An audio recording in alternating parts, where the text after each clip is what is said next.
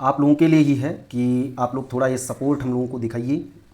तो उसके लिए ये एक आईएसएस एग्ज़ाम 2027 का एक बैच हमने लॉन्च किया है, जिसमें आप देखोगे कि अगर जो बाद में कोई फुल जो मतलब आईएसएस का जो पूरा कंप्लीट बैच अगर कोई लेता है तो वो केवल 25,000 रुपये में है। जबकि आप करंट वैल्यू अगर जो बाद में आप मतलब जो मार्केट में चल रहा है वो आप देखेंगे बहुत ज़्यादा है, बट मैंने अभी स्टार्टिंग किया है तो इस वजह से मैंने बहुत कम रखा है। आपको 4 जो भी पेपर हैं स्टैटिस्टिक के वो आपको कराए जाएंगे, और साथ ही आप देखोगे कि जो उसमें जीएस और इंग्लिश पूछा जाता है उसके लिए मैं प्रॉपर आपको गाइडेंस दे दूंगा। बट अगर जो बाद में किसी को अगर हम ये मान लेते हैं कि किसी को ये प्रॉपर पढ़ना है तो उसके लिए आपको अलग से पे करना पड़ेगा, वो आप इसमें देख करके भी कर सकते हैं। अगर जो इस मतलब इंग्लिश और जीएस अगर जो बाद में किसी को करना है तो आपको 7,000 रुपये पे करने पड़ेंगे। और अगर जो बाद में कोई सपोज बाद में क्योंकि 4 पेपर हैं तो मैं ये मान के चलता हूँ कि जब बाद में कोई ऐसा स्टूडेंट है जिसका फर्स्ट पेपर नहीं अच्छा है, वो दोबारा करना चाहता है, तो उसको भी 7,000 रुपये देने पड़ेंगे।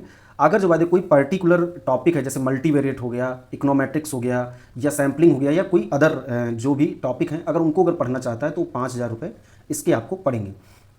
तो ये आप में भी हो सकता है इसमें बहुत सारे जो कैंडिडेट देख रहे हों, मतलब स्टूडेंट्स देख रहे हों, तो वो हो सकता है उनको ही वो भी आईएसएस की तैयारी कर रहे हों।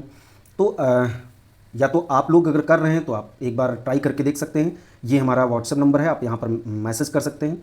और अगर जो बाद में कोई आपका दोस्त, जो सिंपल सी बात है आप स्टैटिस्टिक के हैं तो बहुत सारे आपके दोस्त होंगे जो बहुत ज़्यादा जिनके पास रुपए की कमी है बट आईएसएस जैसे एग्ज़ाम को क्लियर करने की पूरी क्षमता रखते हैं। तो सिंपल सी बात है, बहुत सिंपल और बहुत छोटा सा अमाउंट है, इसको आपको पे करना है। और उसमें भी मैंने 5 जो स्टूडेंट्स हैं यहाँ पर मैंने लिखा भी है, 5 स्टूडेंट्स जो रहेंगे उसमें मैं उन लोगों को 22,000 रुपये का ही ये कोर्स प्रोवाइड करवा दूंगा। बट ये फुल पेमेंट करना पड़ेगा। और अगर जो बाद में फुल पेमेंट अगर कोई करता है तो उस पर मतलब जो 5 स्टूडेंट्स हैं, एक मिनट में इसको ज़रा हटा दूँ, देन मैं आपको बता देता हूँ अच्छे से। ये थोड़ा सा बस आप अपने दोस्तों तक भेज दीजिएगा या आप खुद भी ट्राई कर सकते हैं एक बार। सिंपल सी बात है, आप कुछ चीज़ें, मेरा तो बहुत सारा सिलेबस जो मैंने अपलोड कर रखा है वो आप देखोगे कि मैंने फ्री ही अपलोड कर रखा है, तो आप एक बार पढ़ कर भी आपको आइडिया लग जाएगा। अगर जो बाद में देखो 5 स्टूडेंट्स जो फर्स्ट 5 जो होंगे उनको तो 22,000 का मतलब ये पूरा कोर्स पड़ेगा। और अगर जो बाद में उसके बाद भी जो सपोज मान लेते हैं कोई 6 नंबर का स्टूडेंट्स आया है तो उसको 10% ऑफ मिलेगा, बट उसको फाइनल पूरा मतलब पेमेंट करना पड़ेगा। अदरवाइज़ अगर जो बाद में कोई चाहता है कि किसी के पास कंप्लीट सिंपल सी बात है रुपए नहीं है तो वो फर्स्ट मंथ में 10,000 पेमेंट कर सकता है। इसी तरह से सेकेंड मंथ में और थर्ड मंथ में 5,000 रुपये पेमेंट कर सकता है। ये एक मैंने इनिशिएटिव लिया है, देखते हैं कि इसमें कितना अच्छा आप लोग सपोर्ट करके दिखाते हो, और हम भी कोशिश करेंगे कि आपको बेस्ट से बेस्ट नॉलेज आप तक पहुंचाएं। तो ये पूरी उम्मीद करते हैं कि आप अपने दोस्तों तक इसको शेयर करिएगा, थोड़ा हमारा भी मनोबल बढ़ेगा, कुछ लोग जुड़ेंगे और अच्छा कंटेंट आप तक पहुंचाते भी रहेंगे। तो अब यहाँ से हम लोग लेक्चर को स्टार्ट करते हैं। तो लेक्चर यहाँ से हम लोग स्टार्ट करते हैं, ज़रा देखो। ये याद नहीं कोई करता है, ये कर लेता है क्योंकि ये तो बेसिक है, ये तो आप तुरंत आपने बहुत बार पढ़ भी रखा होगा तो ये तो तुरंत हो जाएगा। अच्छा, नेक्स्ट हम लोग देखते हैं। ये अब यहाँ से देखो, ये पेपर सेकंड का है।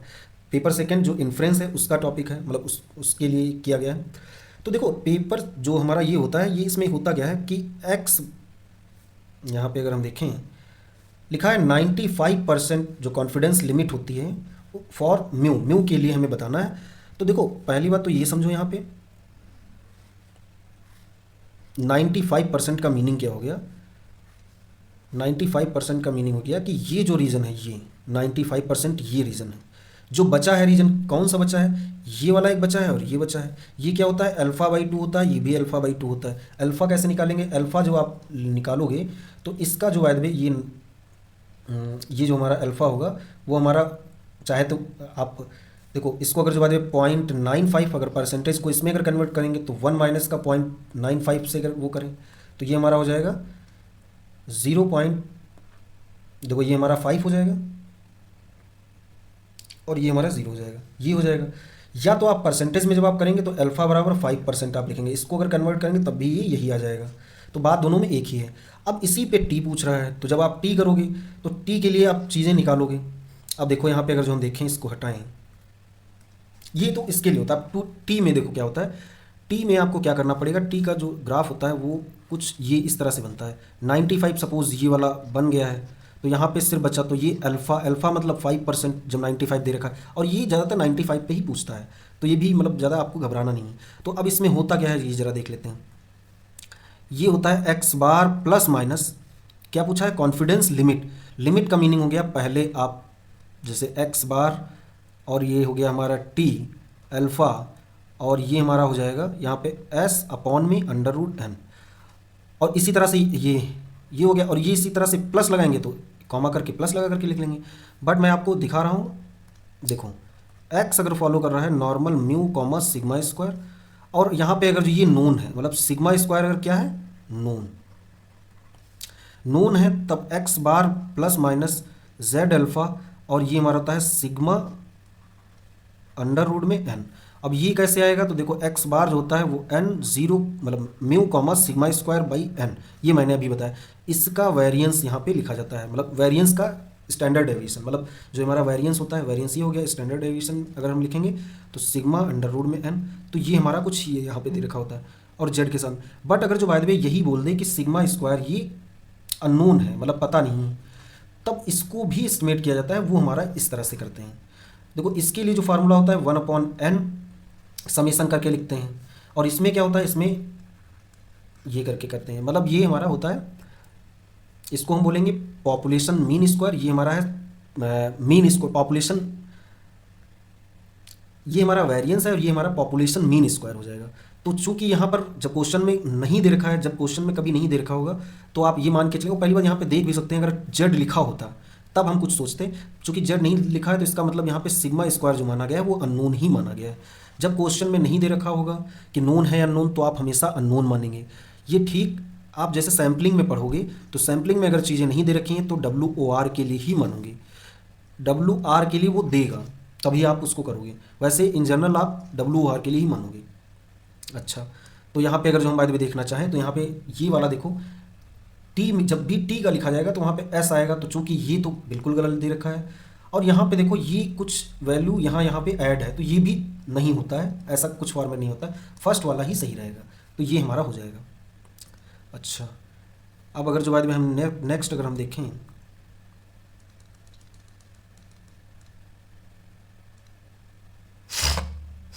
नेक्स्ट अगर जो बाद में हमें देखना पड़े, नेक्स्ट अगर जो बाद में हम लोग देखते हैं, तो नेक्स्ट हमारा ये हो जाएगा। देखो इसको हम थोड़ा यहाँ पे समझा देते हैं। एफ डिस्ट्रीब्यूशन के बारे में पूछा गया है, तो एफ की जितनी भी चीज़ें हैं वो पहले हम अच्छे से समझ लेते हैं। एफ की जितनी भी चीज़ें हैं उसको हम पहले अच्छे से समझते हैं, फिर बाद में मैं इस क्वेश्चन पे आपको आके समझाता हूँ। देखो एफ डिस्ट्रीब्यूशन एक्स फॉलो कर रहा है, अगर एफ एम कॉमा एन को, देखो ऑर्डर इसका बदल, अगर बाद में कोई किसी ने अगर जो एन कॉमा एम से पढ़ा है तो वो इसी तरह से भी पढ़ेगा, बट मैं इसके लिए लिखा रहा हूँ, तो इसी के लिए आपको चीज़ें याद रखनी है। इसमें कुछ चीज़ें आप याद रखो, हर एग्ज़ाम में डायरेक्ट यहाँ से क्वेश्चन आता है, एन कॉमा एन माइनस 2, और इसी तरह से इसका जो वेरिएंस होता है, वेरिएंस जो इसका हम लिखेंगे तो वो हमारा वेरिएंस होता है,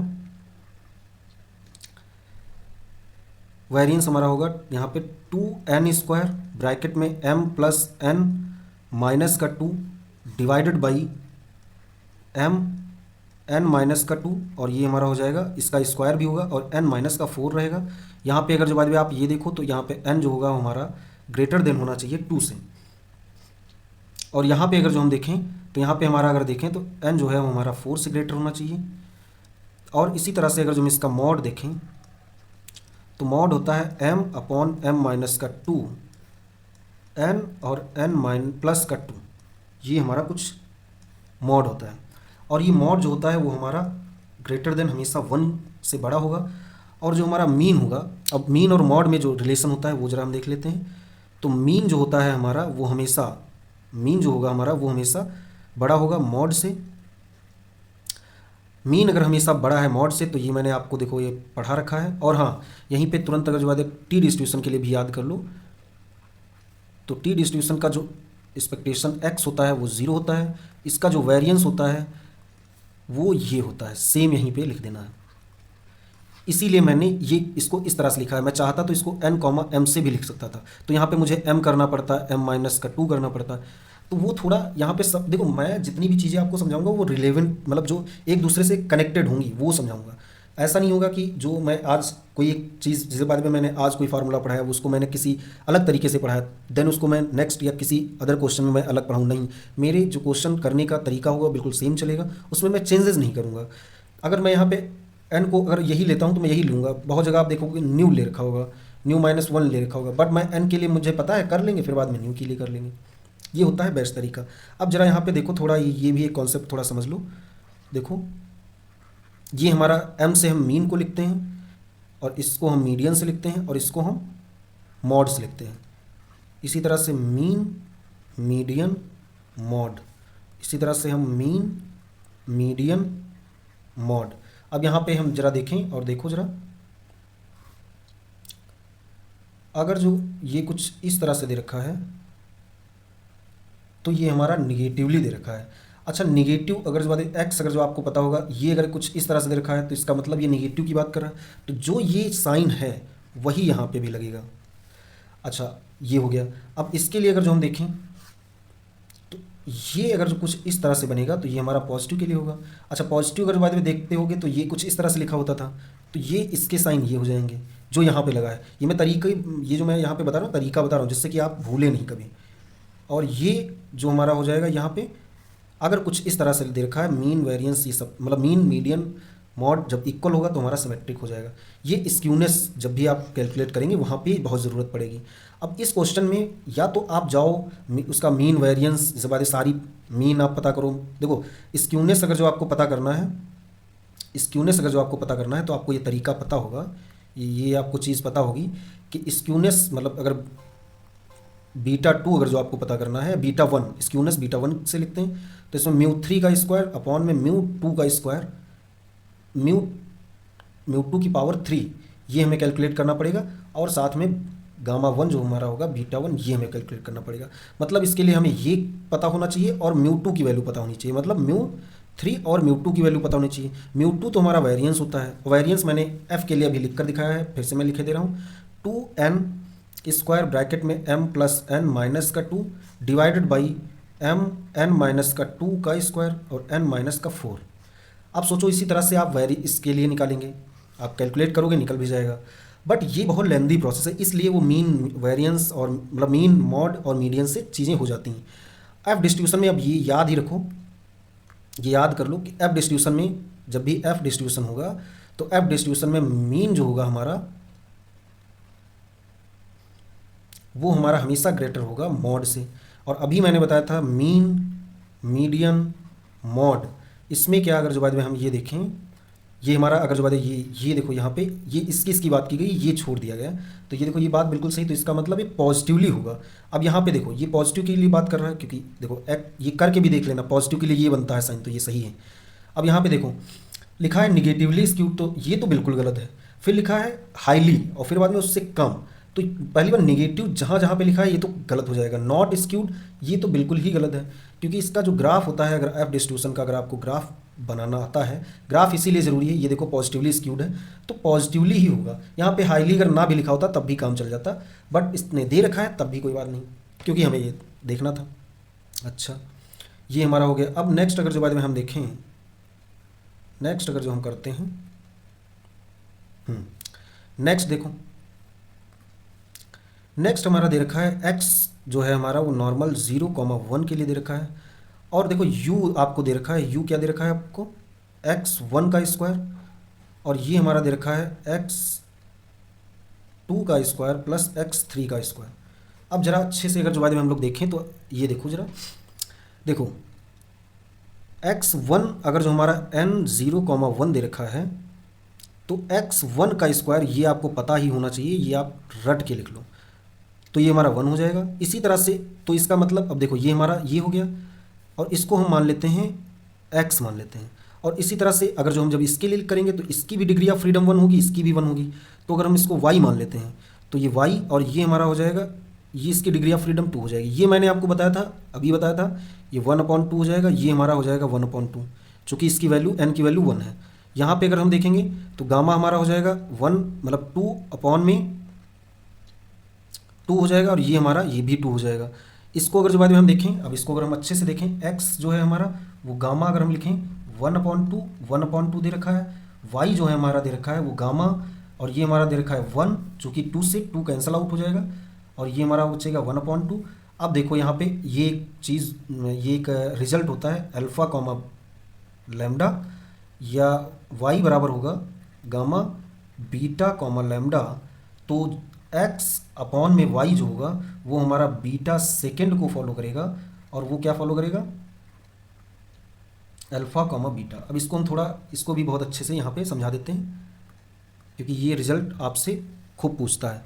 x अगर जो फॉलो कर रहा है gamma alpha comma lambda, y अगर फॉलो कर रहा है अल्फ़ा कॉम मतलब बीटा कॉमा लैम्डा, तो यहाँ पे देखो इसको इस तरह से भी लिखा जा सकता है अल्फ़ा। तो इसका आप मीनिंग ये समझेंगे कि अल्फ़ा और उसके साथ में कोई एक कांस्टेंट टर्म लगा है, और ये यहाँ पे बीटा।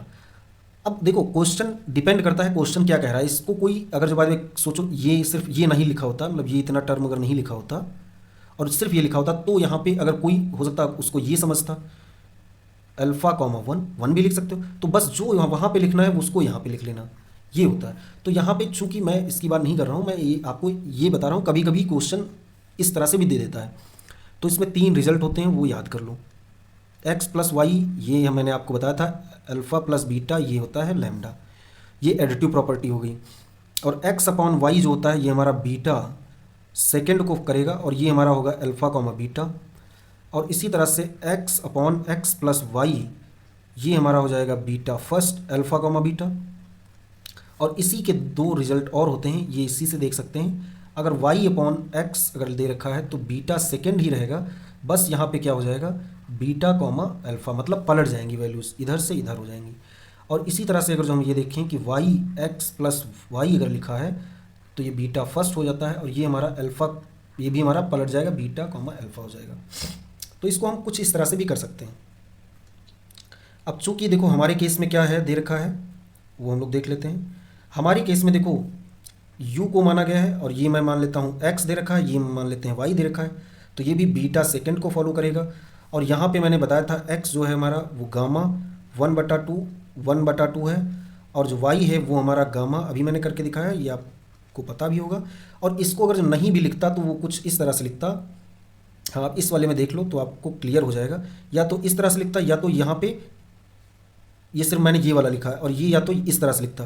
बट आप यहाँ पे ये ऑप्शन देख करके भी पता लगा सकते हो, ये नहीं भी लगाओगे तब भी कोई बात नहीं, क्योंकि यहाँ पर हमारा ये समझ लो अल्फ़ा दे रखा है, ये हमारा समझ लो बीटा दे रखा है।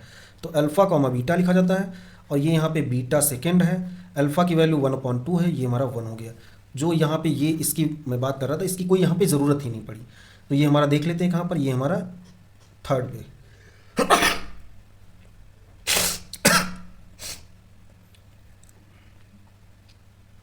ये हमारा थर्ड पे हो गया। अच्छा नेक्स्ट अगर जो बाद में हम देखें, नेक्स्ट अगर जो हम देखते हैं इसी तरह से,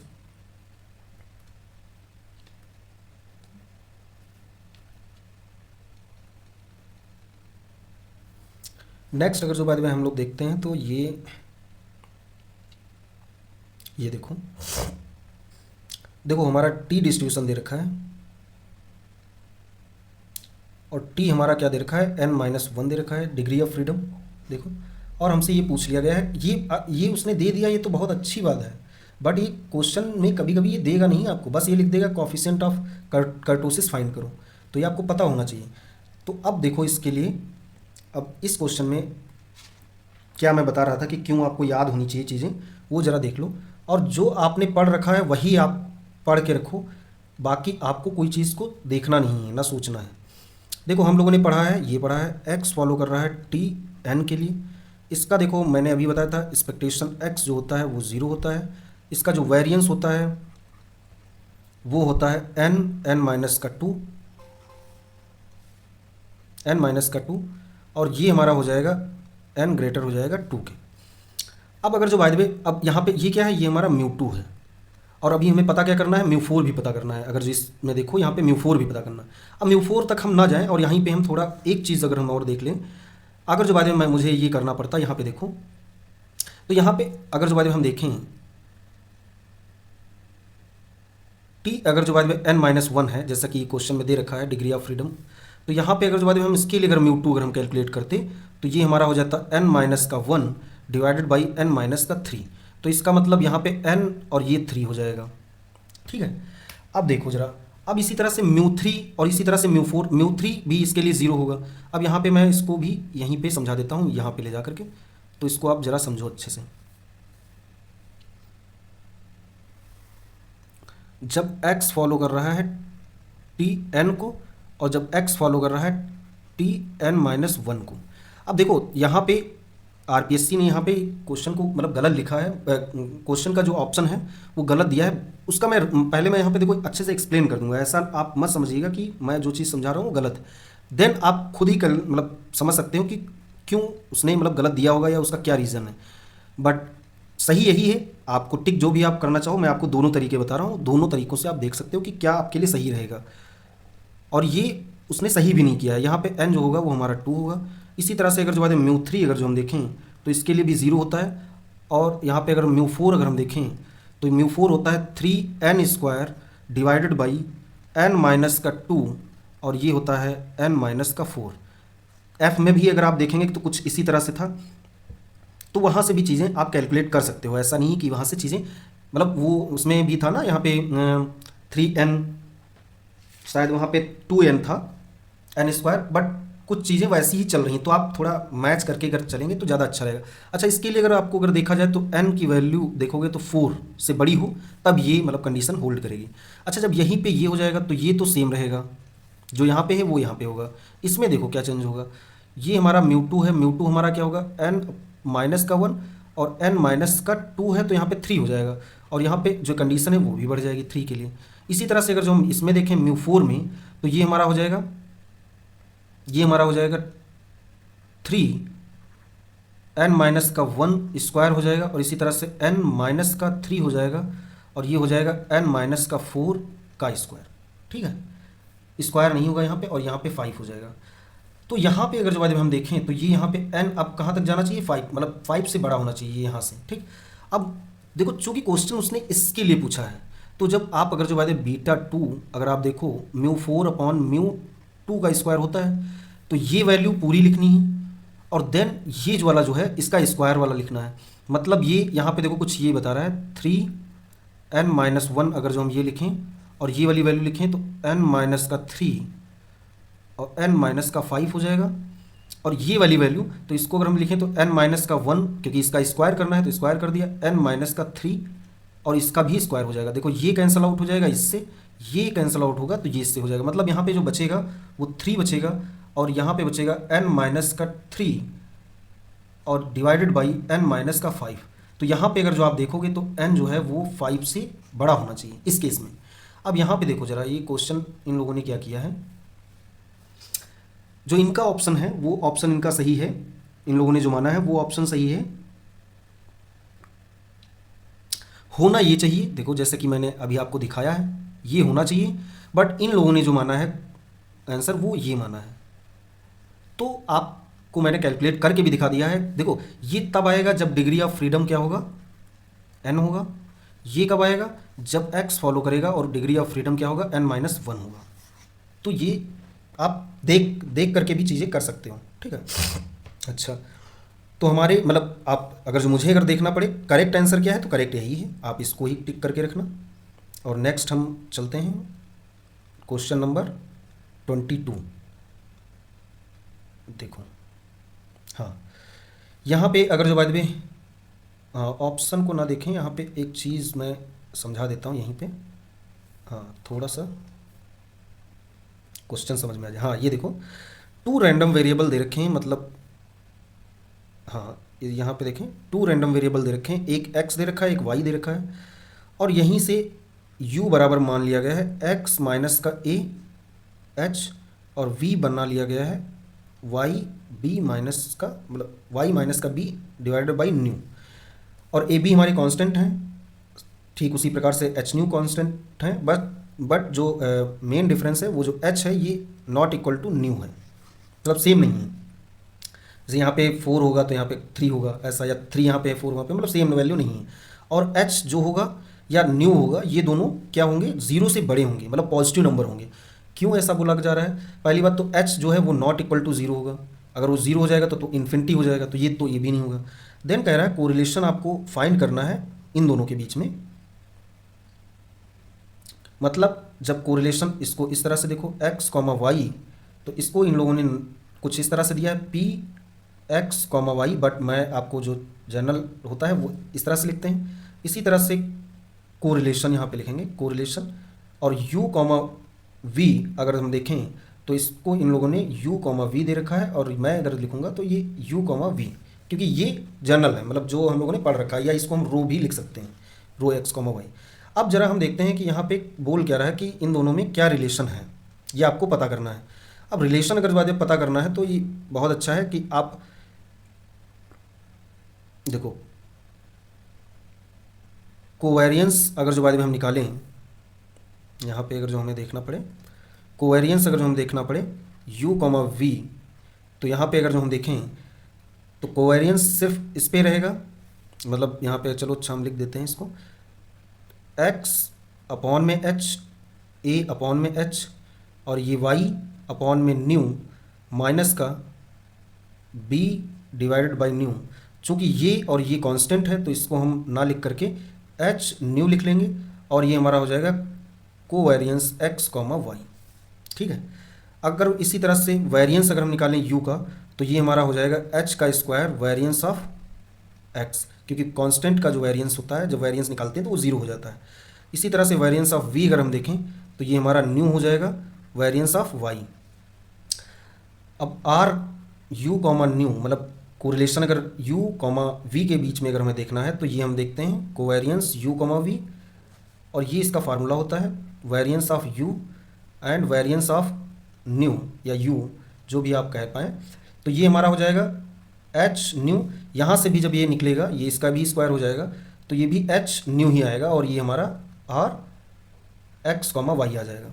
तो ये कैंसल आउट हो जाएंगे, और यहाँ पे अब हम देख लेते हैं। तो इसका मतलब हम कुछ u न्यू बराबर r x, y, और इन लोगों ने p इसको माना था, r को मैंने r माना है, तो इसमें कोई बहुत ज़्यादा सोचने वाली बात नहीं है। अब इसको मैं अगर ऊपर ले जाऊं और देखूं इसमें कौन सा ऑप्शन सही होगा, तो यहाँ पे अगर हम देखें तो यहाँ पे इस केस में अगर हम देखते हैं तो हमारा जो मतलब क्वेश्चन के अकॉर्डिंग अगर हम देखें तो ये वाला हमारा सही हो जाएगा। अच्छा, इसी तरह से अगर जो बाद में हम देखें नेक्स्ट, अब यहाँ पे कोरिलेशन के क्वेश्चन आ रहे हैं। देखो इससे आपको ये भी आइडिया लग रहा है कि कहाँ कहाँ से क्वेश्चन पूछ रहा है। ठीक है। अच्छा, नेक्स्ट अगर हम देखें, इफ़ टू रिग्रेशन लाइन, मतलब जो लाइन है, two line of regression are perpendicular, मतलब एक ये लाइन बता रहा है और एक ये लाइन, मतलब एक ये लाइन उस पर परपेंडिकुलर है। अब देखो परपेंडिकुलर तो आपको क्या पता भी होना चाहिए कि परपेंडिकुलर मतलब एक सीधी रेखा। ये देखो ये, हाँ ये वाली अगर रेखा है तो इसको परपेंडिकुलर कहेंगे, जो 90 एंगल का कोण बना रही है। तब उसके लिए क्या होता है तो हम देख लेते हैं। जैसे सपोज हम इसको मान लेते हैं y बराबर mx प्लस सी, और इसको भी हम मान लेते हैं x बराबर my प्लस सी, कुछ ऐसा मान लेते हैं। तो यहाँ पे जो m1 जो होता है वो हमारा होता है, अब एक मिनट रुको मैं इसको यहाँ पे बताता हूँ। अगर y ऑन x, इसको इस तरह से भी लिख सकते हैं। तो इसके लिए जब हम लिखेंगे तो y x जो होता है वो हमारा वो r सिग्मा y अपॉन में सिग्मा x होता है, इसी को हम कहते हैं m1। और इसी तरह से अगर x ऑन y अगर दे रखा है x गिवन y या x ऑन y, तो यहाँ पे जो b, यहाँ पे b x y जो होता है हमारा वो r sigma x upon sigma y होता है। ये हमारा क्या होता है, अगर जो हम इसके लिए m2 के लिए अगर हम देखें तो ये हमारा होता है 1 अपॉन बी एक्स वाई। अब इसको अगर जो बाद में हम यहाँ पे अगर लिखना चाहें तो r सिग्मा x अपॉन में सिग्मा y, ये हमारा कुछ हो जाएगा। तो परपेंडिकुलर के लिए हमारा जो होता है m1 इंटू m2 बराबर -1 होता है। और देख लेते हैं, अब यहाँ पे और देख लेते हैं कि टू लाइन अगर जो बात है परपेंडिकुलर है, अगर परपेंडिकुलर है तो हमारा क्या होता है m1 इंटू में m2 होता है बराबर -1 होगा। और इसी तरह से अगर जो बात में हम देखें कि अगर जो पैरेलल लाइन है तो m1 इंटू में m2 बराबर हमारा या हम बराबर ना कह करके ये देखो यहाँ इसको इस तरह से भी लिखा जा सकता है माइनस का m2, और ये हमारा कुछ ये इस तरह से होता है। अब इसको अगर जो बाद में हम देखें तो यहाँ पे अगर हम वैल्यू अगर हम लिखना चाहें तो बी वाई और ये हमारा हो जाएगा बी एक्स वाई। ये अगर हम कुछ करेंगे तो ये हमारी कुछ वैल्यूज आ जाएंगी, बट मेरा अभी जो मेन मोटिव है आपको समझाने का वो हमारा भी ये है कि जब परपेंडिकुलर होगा तब हमारा कुछ ये होगा, और जब पैरेलल जब कोई वही लाइन होगी तो उसमें क्या होता है। देखो पहली बात तो ये समझो b x y into b y x, ये क्या होता है जब वाई गिवन एक्स दे रखा हो। ये कब होता है जब एक्स गिवन वाई दे रखा हो। तो ये हमारा होता है आर स्क्वायर के। तो जब परपेंडिकुलर की बात की जाएगी तो ये हमारा हो जाता है बी एक्स वाई इंटू में बी वाई एक्स बराबर माइनस का 1। तो इसमें हमारा जो ये ऑप्शन होगा, हमारा जो ऑप्शन होगा तो वो हमारा कुछ ये वाला सही हो जाएगा। हाँ, ये यहाँ पे मैंने गलत ये लिख दिया है, इसको हम थोड़ा सही कर देते हैं क्योंकि ये मैंने गलत लिख दिया। गलत ये हो गया कि m1 इंटू m2 बराबर -1 लिखा जाएगा, और b y x into b, ये जो हमारा लिखा था ये 1 अपॉन में एक्स वाई अभी मैंने समझाया माइनस का 1 होगा। और इसी तरह से बी वाई एक्स बराबर अगर हम देखें तो ये हमारा हो जाएगा बी एक्स वाई माइनस का, ये हमारा हो जाएगा। ये कब होगा, ये जब हमारा परपेंडिकुलर की बात कहेगा। बट अगर जो बाद में कोई दो लाइनें अगर जो बाद में देखो जब पैरेलल लाइन होंगी तो इसका मतलब ये कभी भी मीट मतलब एक दूसरे को मिलेंगी नहीं। जब मिलेंगी नहीं तो इसका मतलब उनके बीच में जो कट नहीं होगा तो उनके बीच में जो एंगल होगा वो हमारा थीटा बराबर क्या होगा, पाई होगा। और ये सब मैंने सिंपल है कि कोरिलेशन में और रिग्रेशन में मैंने बहुत अच्छे से समझाया, बट मैं बता रहा हूँ यहाँ पे। तो ये पॉसिबल नहीं हो सकता है। थर्ड जो इसमें होगा केस, एक लाइन ये है और उसी के ऊपर एक लाइन दूसरी जो है ये भी आ गई, ये मतलब आपस में कॉन्साइड कर गई, तो यहाँ पे जो एंगल बनता है वो 0 बनता है।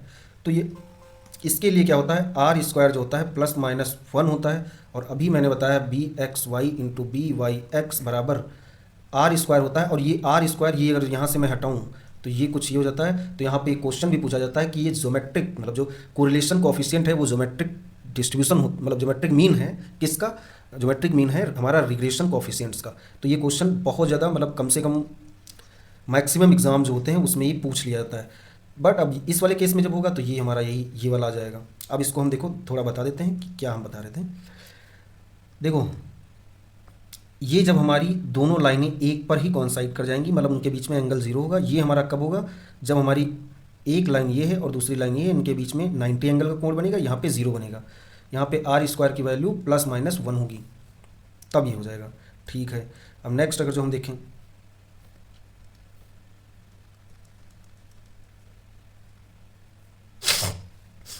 नेक्स्ट अगर जो बाद में हम लोग देखते हैं तो हमारा ये हो जाएगा कि ये बोल रहा है कि x कुछ एक दे रखा था और उसमें क्या करना है, x से डिवाइड कर देना है 2 को। इसी तरह से y दे रखा है और y को डिवाइड कर देना है 2 से।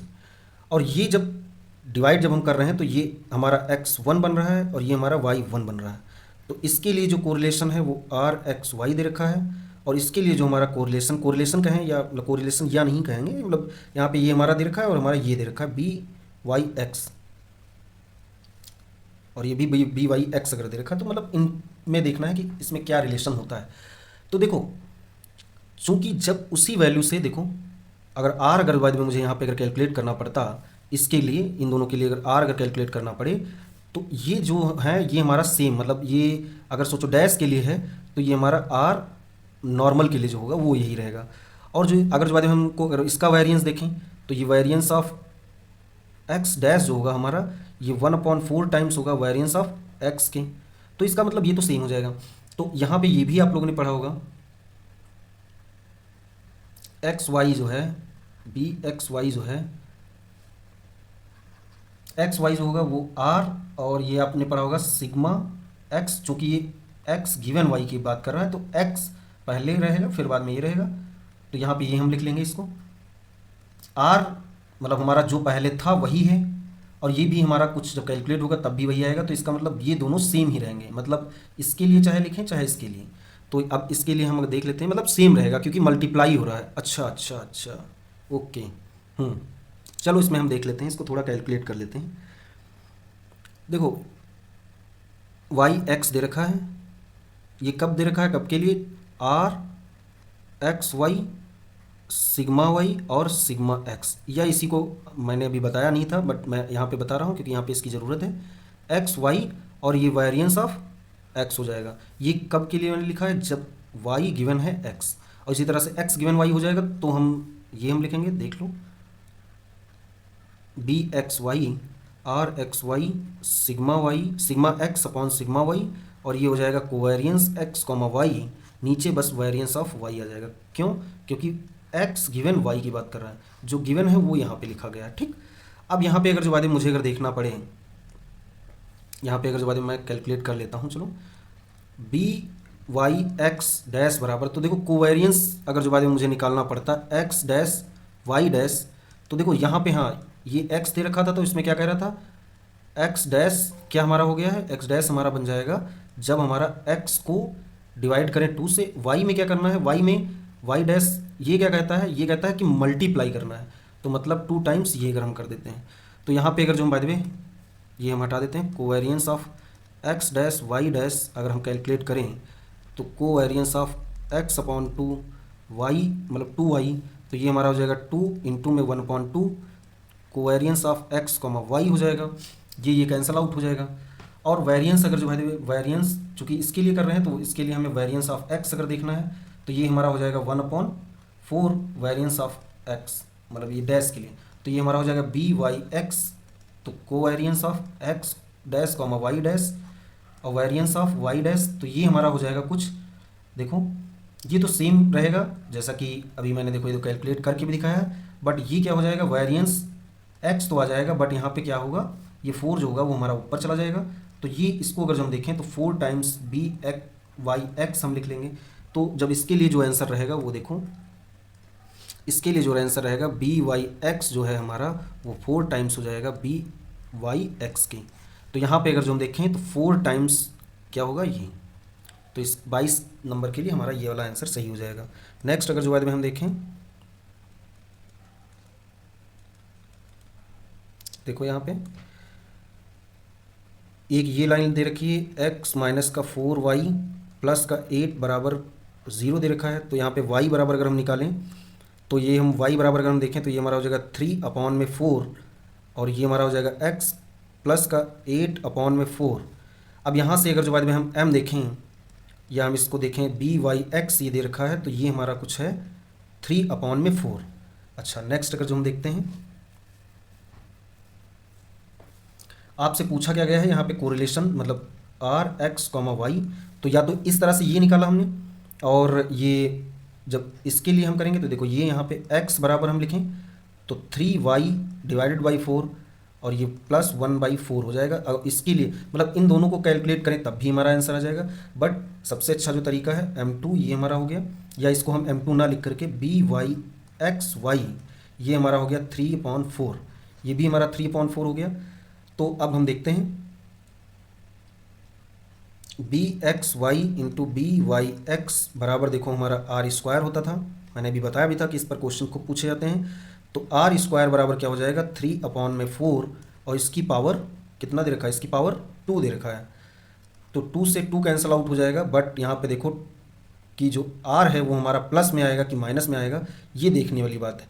अब यहाँ पे ये जो 3/4, अब देखो ये बहुत अच्छा है कि 3/4 बाय द वे आपको कैलकुलेट करने में दिक्कत हो रही है, तो यहाँ पे देखो 100 और 100 से अगर जो बात मल्टीप्लाई कर लें, डिवाइड और मल्टीप्लाई कर देते हैं तो देखो ये हमारा 25 होता है, और 25 जो 3 टाइम्स अगर जाएगा तो ये हमारा हो जाएगा 75 डिवाइडेड बाई 100, तो इसको अगर जो हम करेंगे तो 0.75 हो जाएगा। अब और देखो तो इसका मतलब देखो यहाँ पे ये देखो ये वैल्यू देखो और ये वाली वैल्यू देखो, देखो ये वैल्यू भी पॉजिटिव दे रखी है और ये वैल्यू भी पॉजिटिव दे रखी है, बहुत इसमें कन्फ्यूजन होती है। ये ज़रा देख लेते हैं कि बी एक्स वाई अगर जो बाय द वे पॉजिटिव दे रखा है, बी वाई एक्स भी अगर पॉजिटिव दे रखा है तो इसका मतलब जो आर होगा वो भी हमारा पॉजिटिव ही रहेगा, तो ये हमारा आंसर आ जाएगा। ये दोनों तो नहीं ही आएंगे, बस इसमें देखना था, तो ये हमारे दोनों आ जाएंगे, ठीक है। अच्छा अब अगर जो बात में हम नेक्स्ट अगर हम देखें, नेक्स्ट अगर जो बात में हमें देखना पड़े क्वेश्चन, तो हम लोग देखते हैं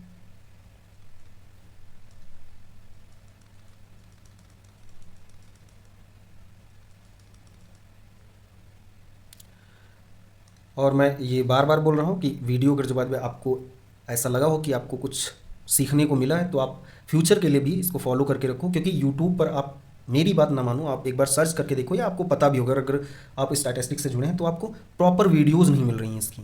जो भी कंटेंट होगा वो डिस्टर्ब हो करके मिलेगा, मतलब एक दो लेक्चर मिल जाएगा फिर बाद में आगे नहीं मिलेगा, जो मिलेगा भी वो इतना ज़्यादा समझ में नहीं आएगा। तो आपको मैं बहुत अच्छा ये बता रहा हूँ, मैं आपको आप ये बोल सकते हैं कि मैं आपको सिक्योर कर रहा हूँ इस चीज़ के लिए, या इंश्योर कर रहा हूँ, आप जो भी समझें, कि आपको सारा कंटेंट इस पे मिलता रहेगा टाइम टू टाइम। बस आपको थोड़ा पेशेंस रखना पड़ेगा, क्योंकि मैं ऐसा नहीं हो सकता है कि मैं एकदम से कोई जो भी टॉपिक हैं उनकी मैं वीडियोस एक बार में ही सारी डाल दूँ। वो मैं डाल दूंगा, वो भी आप एक बार में पढ़ भी नहीं पाएंगे। तो तरीका बस सबसे अच्छा यही है कि मैं टाइम टू टाइम डालता रहूँगा वीडियोस। बस हाँ, आपको ये देख करके बताना है, आप ये बताएंगे भी और मुझे पता भी चल जाएगा। जैसे बाद में जब लोग ज़्यादा इसको देखेंगे, वीडियोस को आप लोगों तक भेजेंगे, लोग ज़्यादा देखेंगे तो उससे मुझे भी पता चलेगा कि लोग वाकई में मेरी वीडियोस को देख रहे हैं, जिससे कि मैं कंटेंट में जल्दी जल्दी अपलोड करता रहूँ। तो ये आपकी थोड़ी सी जिम्मेदारी है, और ये बहुत ज़्यादा, देखो ये आप ये मानते हो या नहीं मानते हो मुझे नहीं पता, बट ये मानना पड़ेगा कि ऐसा नहीं है कि आप अगर सब्सक्राइब करेंगे तो आपकी चीज़ें मैं कोई ले रहा हूँ। बस ये आपके लिए अच्छा ही है कि कोई एक ऐसा, आपने बहुत सारे चैनल फॉलो कर रखे होंगे जो हो सकता है आपके काम के भी ना हो, बट आपने कर ली। तो ठीक उसी प्रकार से अगर आप चाहते हैं, आपको लगता है कि हाँ ये वीडियोस जो मैं प्रोवाइड करता हूँ बहुत अच्छी हैं, तो पहली बात तो एक जो मोटिवेशन के लिए आप कुछ अच्छा सा कमेंट भी कर सकते हो, और नेक्स्ट क्या क्या टॉपिक आपके अकॉर्डिंग होनी चाहिए वो आप बता दो, और कब कब वीडियोस आप लोगों को अपलोड मतलब मुझे करना चाहिए, आप लोग कब कब देखेंगे, टाइमिंग बता सकते हो, एक दिन दो दिन के अंतराल पर या डेली वीडियोस, ये आप बताएंगे तो मैं उसी हिसाब से फिर, क्योंकि अगर आप डेली बताएंगे तो मुझको, ये तो आप मानते हैं ना कि डेली वीडियोस अपलोड करना थोड़ा सा कठिन काम है, क्योंकि हमने अभी अभी चैनल स्टार्ट किया है। ऐसा नहीं है कि हमने बहुत पहले से यूट्यूब पे मैं पढ़ा रहा था। तो क्योंकि कंटेंट, सिंपल सी बात है, अगर मैं आपको कोई चीज़ पढ़ा रहा हूँ तो वो आपको आज अगर मैं पढ़ाऊँगा तो कल मैं एडिट कर पाऊँगा, या मैं आज एडिट कर पाऊँगा तब भी टाइम लगेगा। बट हाँ, अगर इस चीज़ से आपको कोई प्रॉब्लम नहीं, जैसे बाद में एडिट में ही सबसे ज़्यादा टाइम जाता है, पढ़ाने में बहुत ज़्यादा टाइम नहीं जाता है। हाँ, अगर आप इस चीज़ से बिल्कुल एग्री करते हैं, जैसे बाद में कोई बीच में साउंड आता है, अब एडिट में वो हट जाता है, कोई एक्स्ट्रा पार्ट है वो मैंने हटा दिया, कोई प्रोनाउंसिएशन गलत हो गया, कोई चीज़ गलत हो गई, वो मैं वहाँ पे हटा देता हूँ। अगर उससे अगर आपको कोई दिक्कत नहीं है तो मुझे फिर, जैसे रॉ वीडियो होता है वो मैं पूरा अपलोड कर देता हूँ आप लोगों के लिए। बट मुझे लगता है कि आपको भी थोड़ा अच्छा लगे, क्योंकि जब रिकॉर्डिंग करो तो वॉइस होती है वो ऊपर नीचे लैग करती है, और जब एडिट करता हूँ तो उसी चीज़ को बढ़िया अच्छे से अरेंज कर पाता हूँ। हाँ, अगर आपको कोई भी इन चीज़ों से आप सोच रहे हो कि हाँ ये हमको नहीं फ़र्क पड़ता है, आप बस वीडियोस बस प्रोवाइड करो, तो आप ये भी लिखो, मैं फिर रॉ वीडियोस फिर डेली का डेली मैं पढ़ाऊँगा और मैं अपलोड करता रहूँगा, आप लोग उससे देख भी सकते हैं। ठीक है, अब नेक्स्ट हम अगर देखें, ये कह रहा है कि लीस्ट स्क्वायर, अब ये आप अगर जो मेथड जो है हमारा, ये हम पहुंच गए हैं समझ लो रिग्रेशन में। ये रिग्रेशन का क्वेश्चन है, और ये एडवांस एक रिग्रेशन आप लोगों ने पढ़ा होगा ग्रेजुएशन में, उसमें बहुत छोटा सा आपको पढ़ाया गया था, बट अभी जब इसके बाद में आप एडवांस में, खास करके आप अगर जो एसएस की अगर जो एग्ज़ाम मतलब उसके लिए अगर तैयारी कर रहे हैं, या आरबीआई या कोई अदर जो जैसे गेट हो गया, तो वहाँ पे ये बहुत ज़्यादा, ये टॉपिक ही बहुत ज़्यादा एवरग्रीन टॉपिक है। तो ये सब मैं आपके लिए लेकर के आऊँगा, तो इसमें कोई, इस वजह से भी आप फॉलो कर लो। और जितने देखो, यूट्यूब, सिर्फ यूट्यूब से आपको वीडियोस मिलेंगी, बट अगर जो बाद में कोई जैसे पीडीएफ हो गई, या कोई ऐसी नोटिस हो गई, या कोई जॉब से रिलेटेड कोई नोटिस हो गई, तो वो मैं आपको टेलीग्राम या इंस्टाग्राम या फेसबुक इन सब पर प्रोवाइड करूँगा। तो आप चाहो तो वहाँ पर फॉलो कर लोगे तो आपके लिए भी। और आज के समय में इंस्टाग्राम तो हर कोई यूज़ करता है, वहाँ पे मैं रील्स इसकी अपलोड करता हूँ, तो आप जैसे बाद में बैठे बैठे जैसे रील देखने की अब तो लोगों की आदत हो गई है, तो आपको वहाँ पे मिलेगी, रील देखोगे, आपको अच्छा भी लगेगा, कुछ सीख के ही जाओगे, तो ये आपके लिए बहुत अच्छा रहेगा। कोई क्वेश्चन से बाद में, कोई जो ऊपर मैंने कोई समझाया, अगर आपको लगता है कि कहीं पे मैंने गलत समझा दिया, या कोई ऐसी चीज़ है जो आपको नहीं समझ में आई है, मैं मुझसे छूट गई है समझाने, आप उसका स्क्रीनशॉट लो या फोटो लो, आप टेलीग्राम पर जाओ, उसको मेंशन करो, और आप वहाँ पे चीज़ें बताओ, मतलब लिख दो नीचे कि ये प्रॉब्लम है, मैं उसको देख करके जब भी मैं देखूंगा वो अगर जो बाद में ऐसी चीज़ आपने पूछ ली है जो आपके लिए तो ज़रूरी है और लोगों के लिए भी ज़रूरी, तो मैं नेक्स्ट जो वीडियो होगा उसमें मैं ऐड करूँगा। अगर सिर्फ आप, ऐसा मुझे लगेगा कि नहीं सबके लिए नहीं, सिर्फ आपको प्रॉब्लम हो सकती, तो फिर मैं आपको वहाँ पर उसका सोल्यूशन दे दूँगा। अच्छा, अब यहाँ पर अगर जो बाद में हम देखें लीस्ट स्क्वायर मैथड में, इसमें क्या होता था, आप लोगों ने पढ़ा होगा SSE, sum of square due to error, तो ये हमारा कुछ होता था EI स्क्वायर। तो ये कह रहा है कि ये, और यहाँ पे मैं एक और चीज़ ये देखो, y बराबर होता है beta naught plus beta one x one plus e i. यहाँ पे जो ई आई होता है वो हमारा आई आई डी होता है पहली बात तो, और नॉर्मली डिस्ट्रीब्यूटेड होता है 0, सिग्मा स्क्वायर। अब यहाँ पे देखो, यहाँ पे भी मैं यहाँ पे इसको सारी चीज़ें आपको अच्छे से एक्सप्लेन ही कर देता हूँ, क्योंकि इससे क्वेश्चन जब भी आए तो आपको ऐसा ना हो कि आप वहाँ पे क्वेश्चन छोड़ के आए हैं। जैसे अगर जो बाय द वे y बराबर mx, y बराबर m beta naught plus beta one x plus e i ले लेते हैं, और ये भी आई ले लेते हैं, ये भी आई ले लेते हैं। चलो यहाँ पे देखो, ई आई जो है ये आई आई डी होना चाहिए, ये पहली आपकी कंडीशन होगी 0, सिग्मा स्क्वायर। तो देखो यहाँ पे कोवेरियंस, पहले यहाँ पे अगर हम देखें तो एक्सपेक्टेशन ऑफ एक्स आई मतलब ई आई जो है वो हमारा क्या है, ई आई हमारा होगा 0। वेरियंस ऑफ ई आई जो है हमारा, या expectation of e I square जो होगा वो हमारा सिग्मा स्क्वायर होगा। अब यहाँ पे हम जरा थोड़ा सा देख लेते हैं, covariance of e i comma e j, और यहाँ पे अगर हम ये देखते हैं सिग्मा स्क्वायर, ये हम देखते हैं ये, और ये कब होगा, जब आई बराबर जे होगा, आई बराबर जे होगा, और ये आई नॉट इक्वल टू जब जे होगा तब ये हमारा होगा। अब यहाँ पे हम दोनों बता देते हैं, ये एजम्पशन है, एजम्पशन ऑफ होमोसिडासिटी, ये हमारा एजम्पशन है होमोसिडासिटी,